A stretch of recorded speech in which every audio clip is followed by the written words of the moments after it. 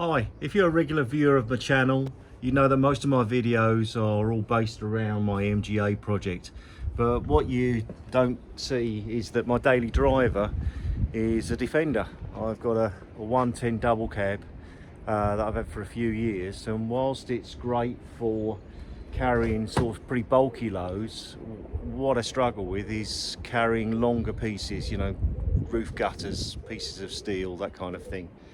I used to have a 90, Defender 90, and that had a roll cage on it, which was really great because then I could sling long pieces of timber as such on the top of the vehicle. So what I really need for this is a roof rack of some sort. So that's what I'm going to do out of scrap materials today, or for the next few days, is build myself a couple of roof bars. Yep, well that'll do. There's loads of poles, I don't know why, scattered around the garden. This one's probably been here for, well, at least 30 years, probably a lot longer than that. But it's galvanised and it's not rusted, so that'll do the job. Just got to get the angle grinder and just cut it off and we're in business.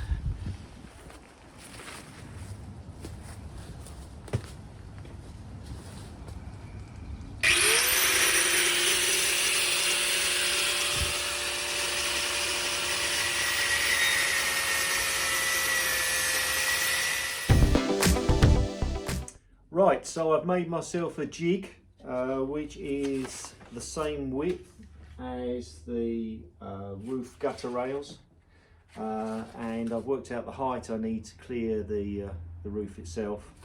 I've made myself a couple of paper template which for the up stands, so now I'm just going to cut those out of steel, ready to fit or cut and then fit the roof bar itself that will go across.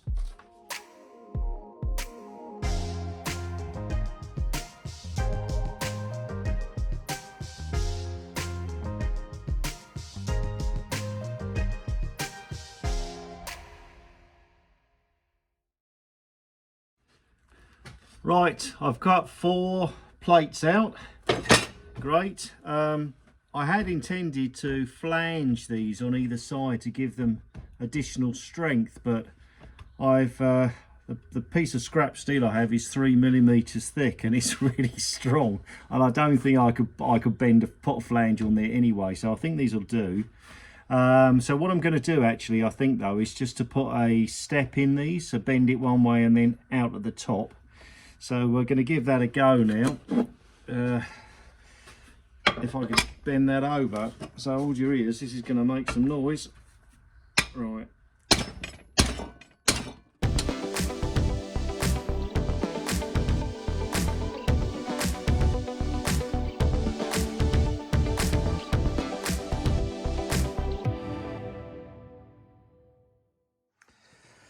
Okay, so I put the step in on all of the uprights, all 4 of them, and now they're in the jig.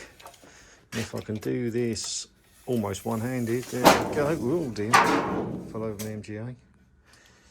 Right, okay, I've got the length now.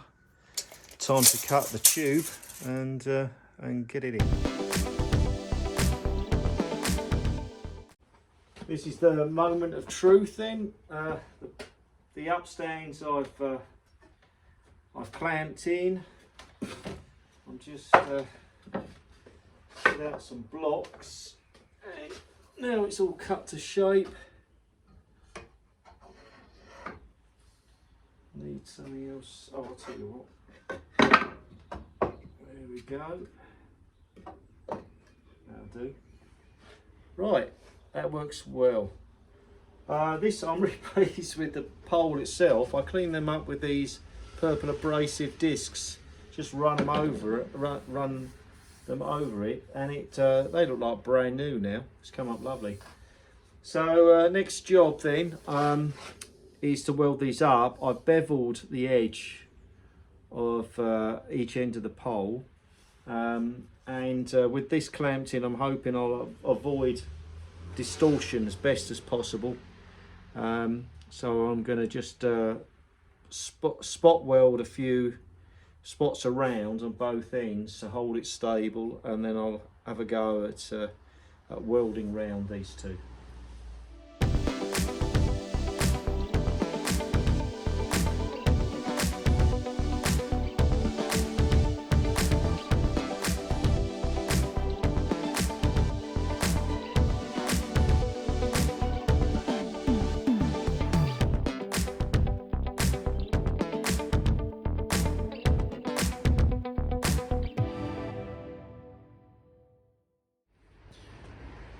Well, they've welded up okay. Didn't get any distortion, which I'm quite pleased about. I think the profile's just what I wanted as well. So next job is to fix them on. So I put some clamps on here.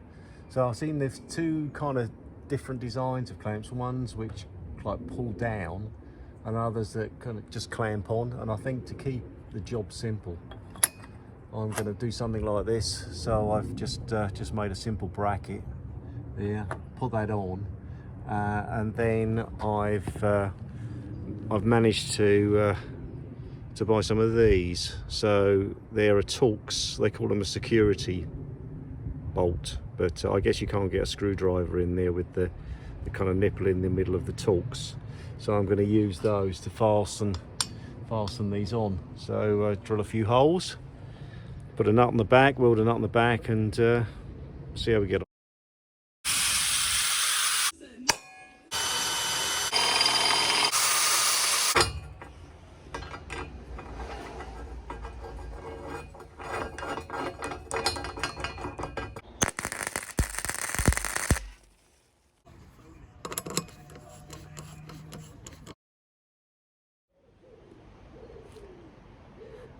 Well, that came together okay. I'm quite pleased with that. What I've done now is given both the bars and the brackets a coat of paint, and I've used, after a primer, I've used Raptor, U-Pole Raptor, which is like a truck bed, very hard wearing paint.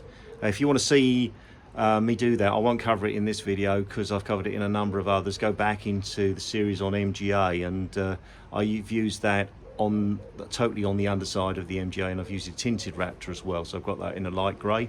So just check that out if you want to. But now this is all together, the next thing to do, I think, what I want to do is get some rubber on the back, just so I don't damage the paintwork on the Land Rover when I put them on. I found some. I've always got old inner tubes hanging around. Use a bit of inner tube just to line those.